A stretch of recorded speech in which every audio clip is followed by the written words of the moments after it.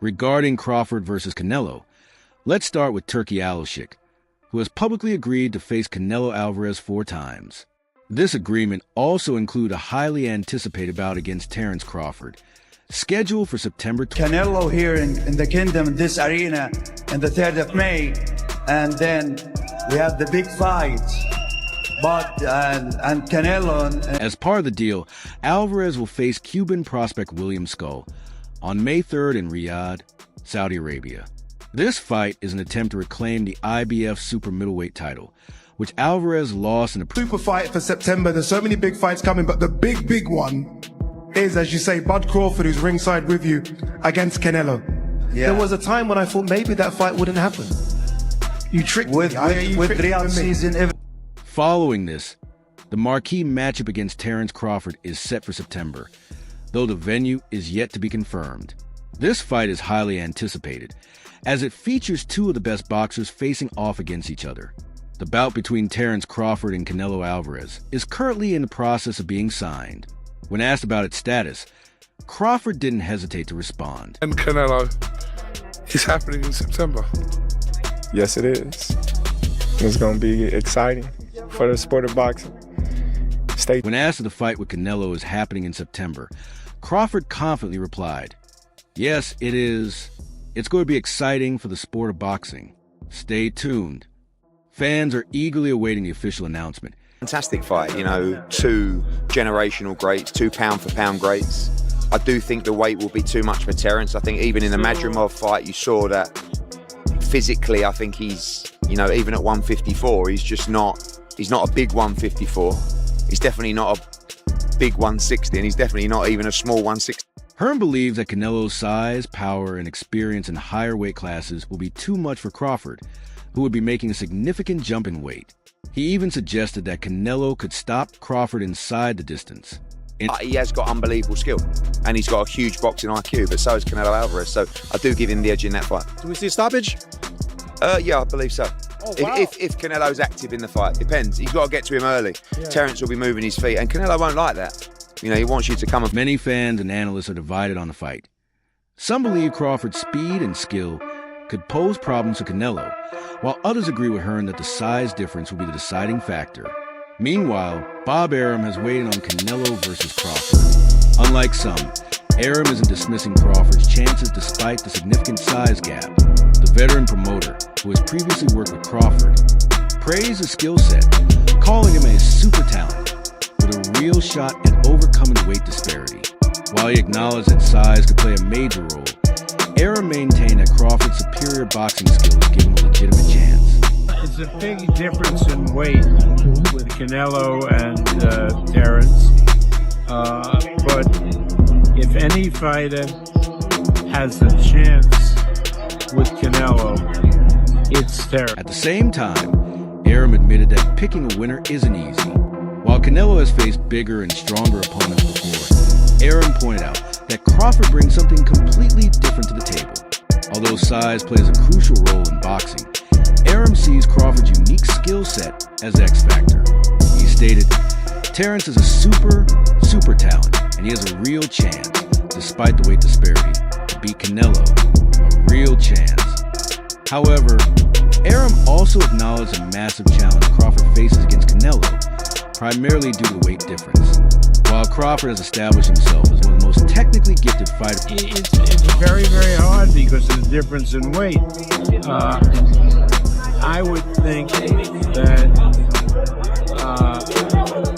if I had to bet the fight, that I would bet Terence, because Terence has more skills than Canelo. But he's giving away a lot of weight, a lot of real weight. So that matters. At the same time, Arum isn't ignoring the risk Crawford is taking by moving up to face someone as physically dominant as Canelo. This challenge can significantly impact how the fight unfolds. However, Arum believes that Crawford possesses both the mindset and is a tremendously skilled fighter. So is Canelo a very skilled fighter, but he doesn't have the same skill set as Terence. If this fight happens, it won't just be a battle of size versus skill. It will be a true test of whether Crawford's boxing IQ can overcome Canelo's raw power. Sean Porter, who has shared the ring with Terence Crawford, believes Crawford's adaptability will be key if he faces Canelo Alvarez. While Porter acknowledges that Crawford can be methodical and patient, he also noted that in certain fights, Crawford sticks to a specific... That kind of guy where he's patient enough, knows what he needs to do. But if he prepares for one thing, and he comes to the ring and do something different, that I know what it was that night. That night, he knew he had to impress. And he knew that, if you know Terence's style, he's trying to line up that straight left, And he got to a point where that became, I gotta have this firework. While many are skeptical about the matchup due to the weight difference, Roy Jones Jr. sees a real path to victory for Crawford. He believes that if Canelo makes even the slightest mistake, Crawford has the skills to capitalize and turn the fight in his favor. For Jones, the key to this fight lies in Canelo's approach. He knows that if Canelo gets too bold or strays from his game plan, Crawford could... It's a great fight for boxing. I know people don't agree with it, but if Canelo fights one inkling of the wrong fight, he's going to lose. If he comes out and fights the right fight, it's going to be tough. So right now, I think it's going to be either way, but it depends on what type of fight Canelo. Roy Jones Jr. doubled down on his thoughts about the highly anticipated matchup between Canelo Alvarez and Terence Crawford, emphasizing that size isn't the biggest factor, strategy is. As a former multi-division champion himself, Jones understands what it takes to move up in weight and compete against bigger opponents. He pointed out that if Canelo sticks to his game plan, he should win the fight. But if he makes mistakes, Crawford has the ability to capitalize and come out on top.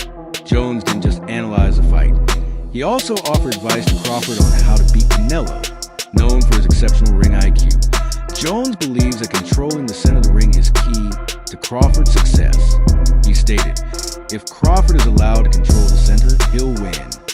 Meanwhile, Joe Rogan isn't questioning Crawford's talent, but is raising concerns about whether he can handle Canelo's sheer size and power. As one of the most respected voices in combat sports, Rogan acknowledges Crawford's skill, but also recognizes that moving up in weight to face a strong and experienced fighter like Canelo is no small task. Yes, he's gonna fight Canelo. Oh, man. I just hope he's big enough. I hope he's big enough to keep that dude off him, because Canelo hits so hard, man. That's one dude that, I believe all that he be talking.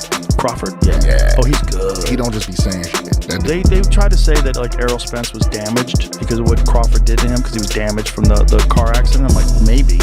Or maybe Crawford would have done that 3 years ago. Many fans and experts share the same doubt. Can Crawford, who has dominated smaller opponents, handle the relentless power of a true super middleweight?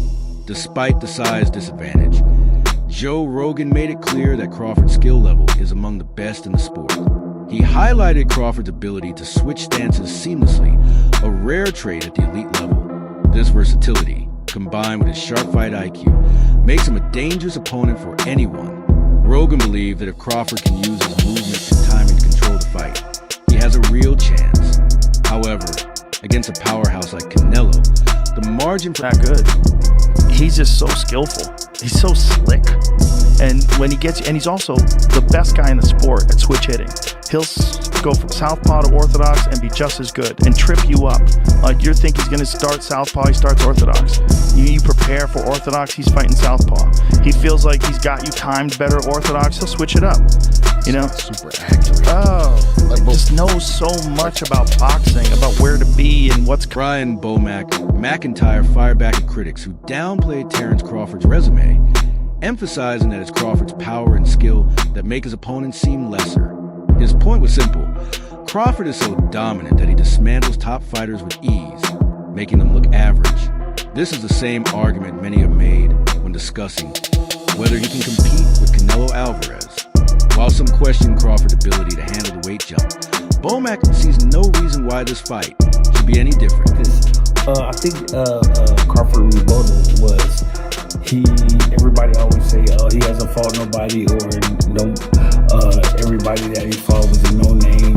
But I'm gonna tell you like this: what Crawford said, well, they was something until Crawford fought him. So obviously he's doing a great job because he's making everybody look normal. Bomack doubled down on Crawford's mentality heading into the fight, emphasizing that Crawford isn't looking for any special conditions. He just wants to prove he's the best. Bomac stated, that's what Crawford wants. He wants to show the world that he's the best. So why put stipulations in there? When you know you can be the best, let's go test ourselves. Lamont warns Gervonta Davis now.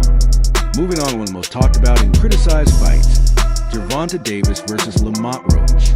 Many believe this isn't a great matchup, but the tension between Davis and Roach has been building throughout the fight's build-up. Multiple heated confrontations have even led to physical altercations. Despite these clashes, Roach has made it clear that, while things have gotten intense, there's nothing like that. Like, he normally got issues with everybody he fight, or for the most part, or like he on his antics, or he basically bullying somebody. So, you know, that shit ain't gonna happen over here. But it's like it's mutual. It's a mutual ground of respect. Roach continued to emphasize his focus and determination, making it clear that he isn't letting the back and forth with Davis distract him from his ultimate goal, winning. Unfazed by the mind games and physical confrontations leading up to the fight, Roach isn't just here to make a statement. He's coming to win. He has made it clear that he's willing to do whatever it takes to make that happen. The best. I can't let that get in the way of what I'm set out to do. And it's competition. It's competition, and it can only be one winner. It can't be two winners. It can only be one winner. So it's either gonna be you or me. And I'm gonna get. Roach didn't just talk about winning. He promised an unforgettable fight, confident in the matchup. He made it clear that fans are in for something special when he steps into the ring with Davis. Roach declared, it's going to be up for fight of the year, I'm telling you. It's definitely going to be a spectacle for sure. With all the animosity, back and forth exchanges, and intense build-up, Roach believes this fight won't just be another bout. It will be one of the most exciting showdowns of the year. Now, the question remains, can he back up his words when the bell rings? Roach also broke down his approach to the fight, making it clear that he's not just showing up. You gotta go in there knowing that, you know what I'm saying, like, you ready. And then my thing is, we're gonna see how he reacts if he get hit with this punch, especially a clean. Lamont Roach Jr. isn't just another name on Gervonta Davis's hit list. He's coming in with a plan, confidence, and a skill set that could make this fight much more competitive than people think. Fox thinks this is a real chess match, not just another showcase of Tank's power. Yeah, definitely gonna be competitive. The thing about both fighters, Tank and Lamont, they're both very impressive boxers. But a lot of people forget that just because Tank is also a big puncher. But this is gonna be chess. It's gonna be chess. It's gonna be both guys trying to one up each other. Lamont Roach Jr. isn't just another name on Gervonta Davis's hit list. He's coming in with a plan, confidence, and a skill set that can make this fight far more competitive than people expect. Fox believe this will be a true chess match, not just another showcase of Tank's power.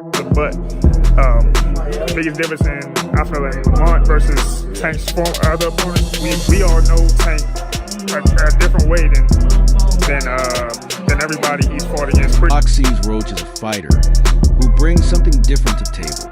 While Tank is known for his knockout power, Roach's boxing IQ, defense, and composure could present challenges Davis hasn't faced before. Being in the ring with Lamont, his fight IQ is going to really show in this fight. I think it's definitely going to challenge Tank more than some of the other fighters. Ryan, he had a big punch, but Ryan, to me, has never been an overly impressive boxer. Very good punch, very big puncher. You can't deny that. But as far as Frank Martin, he was a good boxer himself, but I think he kind of gassed himself out. Fox also compared Roach to some of Tank's past opponents, noting that while Ryan Garcia and Frank Martin had their moments, they didn't possess the complete skill set that Roach does. Roach is a smarter, more calculated boxer. Fox added, I think people are sleeping on how good he really is. And we want to see the third. We'll see the third fight now. Yeah. Do you think Dimitri Bivol has done enough tonight? Yeah. If Artur accepts, we will have... The stage is set for a high-stakes battle, and if Roach can execute his game plan, he might just make things interesting. However, with Tank's fight-ending power, the margin for error is razor thin. Better Biv versus Bivol trilogy, boxing never stops, and the thrill never ends. The world is still buzzing over the controversy surrounding both fights between Artur Beterbiev and Dimitri Bivol. It's fair to go to a Benavidez fight rather than, not all trilogies have to take place 1, 2, 3. Right. You know, in consecutive order. And these two guys have given a great deal of themselves and shown their commitment in fighting the 2 fights that they've fought against each other. If either one of them wants to, you know, divert his attention to another fight and engage in another enterprise, I strongly support that. They need to have the right to govern their careers the way they want. Even Turki Alalshikh has announced that a trilogy will happen if both fighters agree and have the time and ability to fight again. What's next after Canelo versus Crawford? On the Ariel Helwani show, trading observations in a phone call with a very dear friend of mine who's a great screenwriter and an avid and devoted boxing fan, and his comment was, I want to see Benavidez now. Yeah. This is the moment for me to see Bivol against Benavidez. He stated that despite the hype, neither fighter can be forced into another bout if they feel they've settled things. However, even if they're ready to move on, the demand from fans and promoters can still push for another fight. Benavidez, you know, whichever fight can be made and should be made, let's go forward to that one. And I understood his thought process and can certainly identify with that. But if we're going to go to the third fight between Beterbiev and Bivol, I'm ready for that. Comments reflected the unpredictable nature of boxing. While some rivalries end after 1 or 2 fights, others take on a life of their own, especially if the demand is strong enough. Whether it's Benavidez' next or historic trilogy, the direction of both fighters' careers will ultimately depend on how the first fight unfolds. You know, there might be a hand injury there. Yeah, no excuses. I've got a hand injury, but listen, that's got nothing to do with the outcome of the fight. Commiserations. No worries. Thank you. While one fighter is celebrating his victory and reclaiming his title, the atmosphere in Artur Beterbiev camp is somber. Coach Mark Ramsey reflected on the fight and the grueling training leading up to it. He acknowledged the immense effort put in behind the scenes, emphasizing the dedication and sacrifices made throughout the 12-week camp. Though the outcome wasn't what they'd hoped for, Ramsey made it clear that the sport moves on and every fight offers valuable lessons. It's a lot of lies, Ramsey said. This was a huge effort behind the scenes. Over 12 weeks of hard work in the gym. The fight didn't end the way we wanted, but at the end of the could have gone either way, you know, close fight. Amir Khan weighed in on Ham Shiraz's controversial draw against Carlos Adams, expressing disappointment in the result. The former world champion. That's all for today's show. If you enjoyed it, don't forget to leave a like, subscribe, and hit the bell icon so you never miss our future videos.